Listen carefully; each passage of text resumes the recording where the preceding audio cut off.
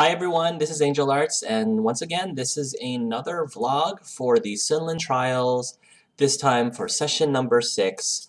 As usual, spoiler warning for those of you who have not reached up to through session 6, so be sure to be all caught up before you let this video roll.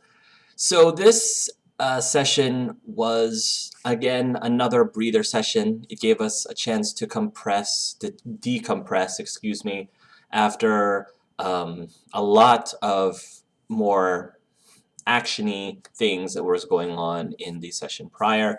It gave us a chance to talk to each other, to reassess things not only amongst the PCs but also the NPCs. So I could tell that Devin was trying to give us that opportunity to be able to establish a few things through dialogue, and I'm very appreciative of that and his patience, because, as I said, we definitely can go on with the character conversations and the character development. So I'm glad that he was able to allocate time specifically for that. Obviously, a big part of this session for my character personally, Quinn, she's starting to have a bit of doubts and some fears too. And Quinn, I'd like to think of her as a relatively fearless person. And she doesn't fear for her death for her own personal sake. I think it's fairly apparent that the reason why she's fearing for her death is not because of herself, but it's because of her son and Gabriel. And she wants to be able to provide with Gabriel, and she just feels very guilty that in working so hard to try to make ends meet and to earn the money that she needs to be able to provide for her family, she's also been disconnected. You know, she's spending a lot of time away from home. It's sort of like, you know, your typical father in the sitcoms who doesn't have as much time, you know, for his kids because he's always off on business trips and, you know, bringing home the bacon and all that good stuff. And Quinn is very much aware of this, and she's just being very doubtful about her priorities. And of course, therein lies a big challenge for this campaign, which I knew going into it that was going to be one of the challenges of my character, is that, you know, realistically she will have doubts. But meanwhile, me as the player, I obviously want her to continue adventuring, I want her to continue playing, but I also have to take these things into consideration of what are the kind of things that my character is feeling and how she will react to things. And being so close to death in that last session, it just seemed like it was the natural thing for her to get into, and the sooner that, I guess, she can figure things out, the better. And I applaud both Andrew's and Dylan's attempts to try to pull her back and try to put things into perspective for her, just to encourage her to keep going. I thought it was very sweet just to see Blaze, the way that he was interacting with Quinn in this session was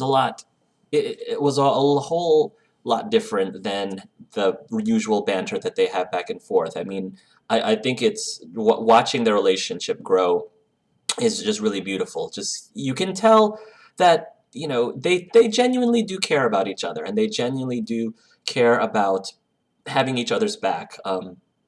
It seems that Blaze has definitely become very protective of Quinn and Saroon as well, and I'm kind of glad that their relationship has advanced in such a way that Quinn actually was comfortable now to actually divulge more information about her family, about Gabriel, because you know, it was relatively easy for her to open up to Saroon, so it's nice to see a few sessions later that she's finally gotten to the point in the relationship where she can be a little more candid about her doubts, because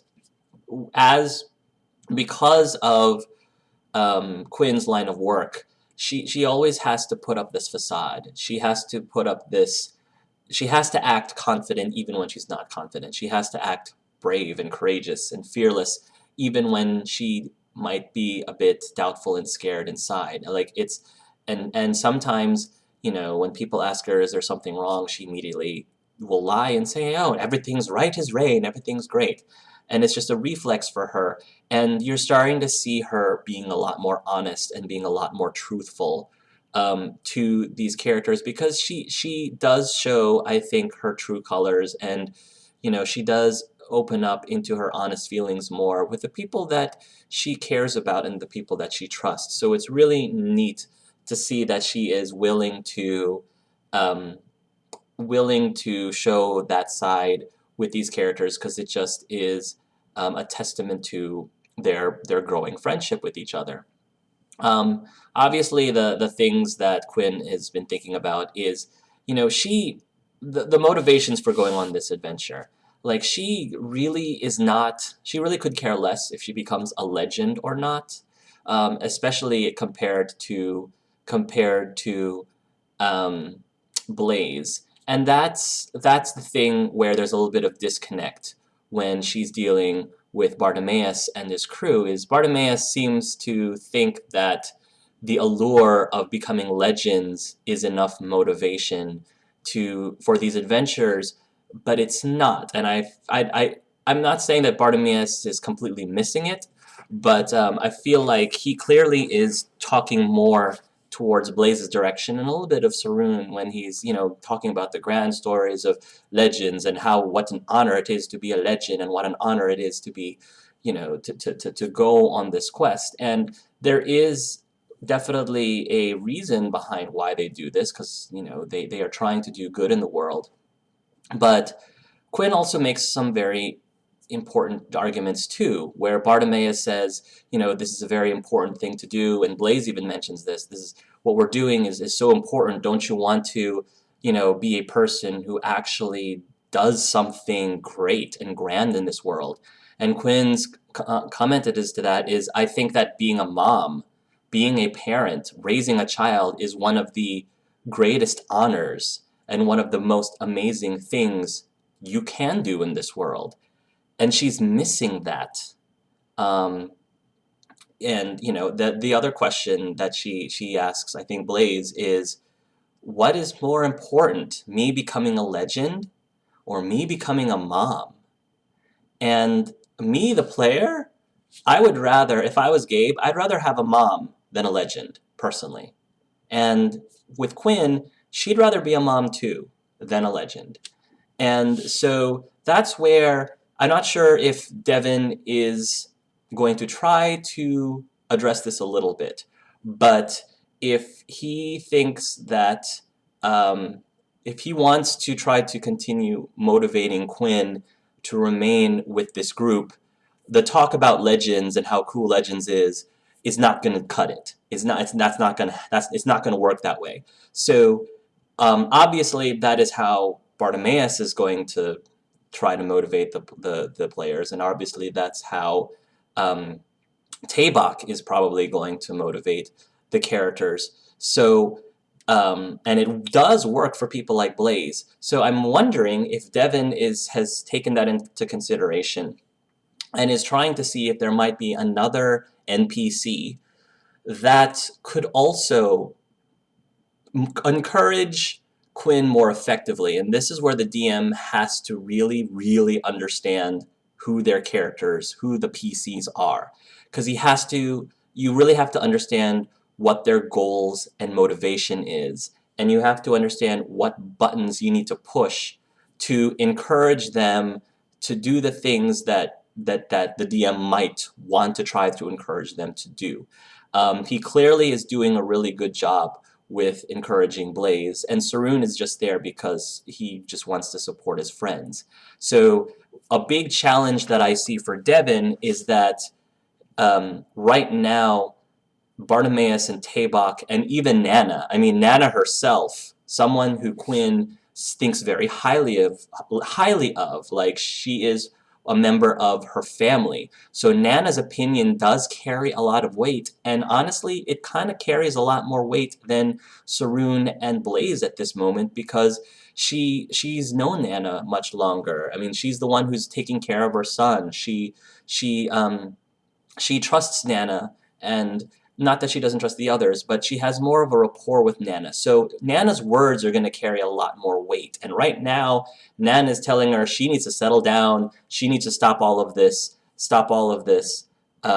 adventuring business, settle down, find a man, and all that good stuff. So again, as a DM, Devin has to be very careful, and because there's so many characters right now that are not really doing a very good job of convincing Quinn to continue on. The specific carrot that his NPCs right now are holding up are not the types of carrots that Quinn is interested in biting all that much. So if one thing that Devin has to try is to find something or someone that motivates Quinn to stay. And so far, the only things that have really been helping to motivate Quinn to stay has been the PCs, and they've been doing such a great job. And me as the player too, like, I think for right now, I'm trying to put into Quinn's head that because they killed off one of the Goliath brothers, she believes that if she doesn't fight, if she doesn't continue on, if she just goes back to Allburn and just forgets about the whole thing, forgets about adventuring, eventually the other Goliath and him are gonna come back, and they're gonna find her, and they're gonna find her family, and they're, so it's one of those things where I think she's right now hanging around with them because she feels like if she doesn't fight, then it's ultimately going to bite her in the butt. And so that is the one major thing that I think is keeping Quinn there. But we'll see how things progress in the as the story continues on. I know it's a big challenge, and I'm trying very hard to not paint myself in this wall. I knew what I was getting into when I got into it, and so far it seems like the PCs have been doing a very good job to react to that and we have to work together. All of us have to work together, not just the players, but also the dungeon master. All four of us have to work together to try to keep this group together, myself included. And I'm hoping that another NPC or situation is going to show up that will, be the catalyst, be a little bit more of a catalyst that will cause Quinn to put more weight on that than say what Nan is saying, than what Bartimaeus is saying, than what Tabak is saying. So we'll see what's going on with there. I really liked the interactions that Saroon and Blaze were having. It's really cool that I think all of us are trying to find in-game moments to explain our advancement every time we level up and we gain abilities, because I think Dylan said he really wanted to learn more abilities with the shield. I'm not sure if he took a feat or something, but to explain said feat, he's training a bit with, Blaze. He's training a bit with Blaze. It's very similar to Quinn, visiting the Temple of Karis, the destroyed Temple of Karis with Saroon, and then through that she gets enlightenment, and ultimately the inspiration to learn Healing Word.